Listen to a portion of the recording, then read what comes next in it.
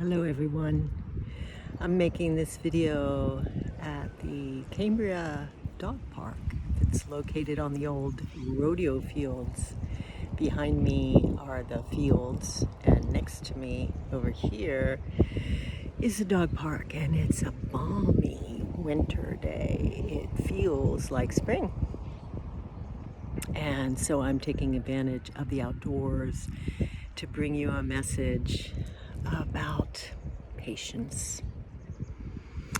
Earlier today, I was fortunate enough to sit in green space and make another video for you on surrender and trust, and then had another little walk and visited with my neighbors, and also talked to the executive head of Green Space, where I made the former video, and have been enjoying. Oh, and I was regaled with music by our local street musician who had been gifted for an hour with a kind of banjo-ish instrument that someone had made, and left it with him to play for an hour. And so Julius is his name, he played it for me.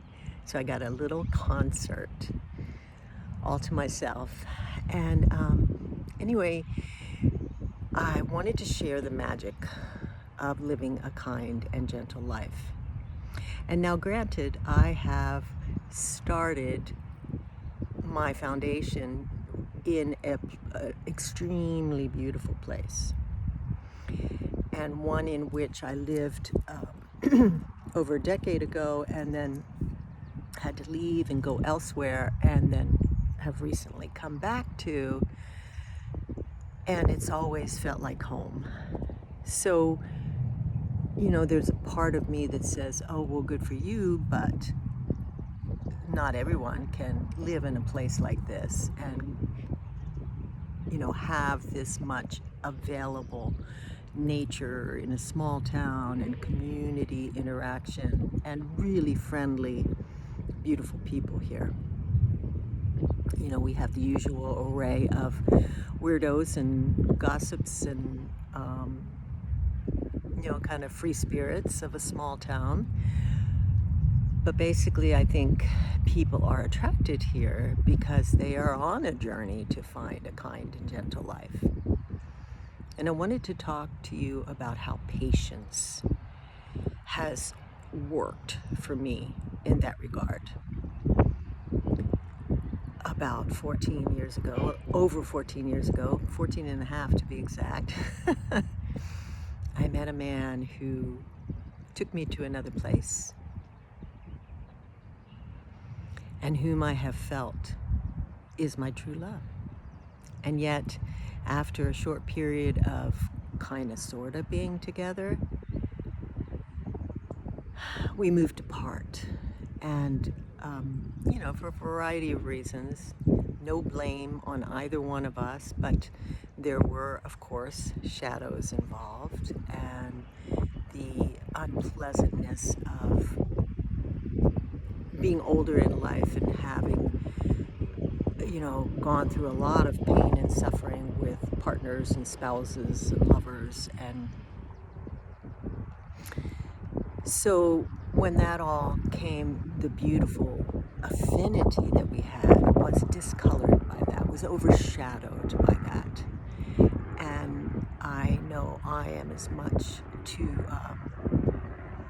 responsible for that as he was.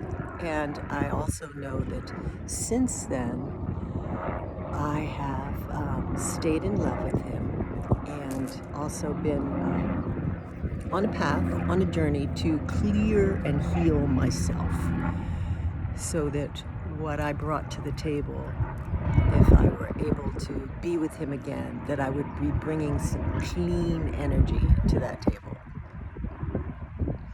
And I have to admit, I have felt like a fool. I have felt like a deranged old lady. I have felt like a Pollyanna who needs to grow up, all of those things and more.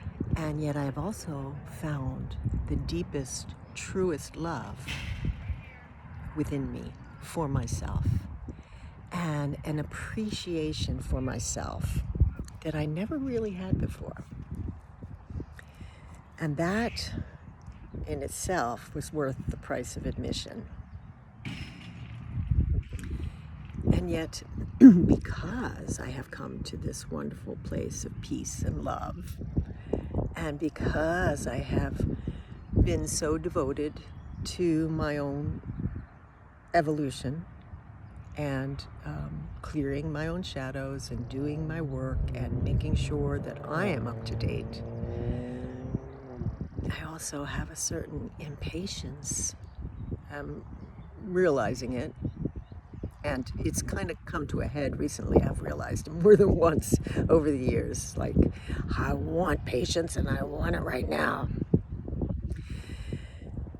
But I have come to more of a peace about it. And yet, last night, sitting outside in the darkness, I realized that what I was feeling, amid the loneliness and the longing and the the kind of impatience, but also kind of a feeling injustice, feeling like a victim about the fact that I've done all this work, I've come all this way. I lived through 36 years of emotional chaos with a former partner, learned my lessons, I think, and here I am, still alone. And I realized that what I was doing was claiming that I knew better, knew what was better for me and this man that I love, more so than life, more so than Divine Mother. Because if he was supposed to be with me, he would be with me. And I know that there are, a lot of variables in that statement. I mean, it's a huge statement to make, and especially because it's made in words and from the intellect. There's a paradox to be had when it's considered under the heart and within and beyond the words and beyond the mind. Yet at the same time, something got clarified for me to really dig deep and to really feel that almost like little girl impatience, stomping my foot and saying, why are we not together yet? This should have happened. I've done all the work. I'm watching a monarch butterfly go by, which is so lovely. And so I offer you this little musing, because I'm sure a lot of you have things going on in your life that bring up these similar feelings. And patience is a big ask in this life, especially when the results, if you will, of the outer world come so much faster, especially in our Western world, than the results in the inner world from the inner work that we do. And there's no comparison. It's impossible to predict when things will happen. But it is possible, and I am living proof of this, to just hold the devotion close to your heart. Hold the love, stay in love, and know that you will be ready. And I should say I know that I will be ready when he comes. And if I have to wait another lifetime, then so be it. Thanks for listening.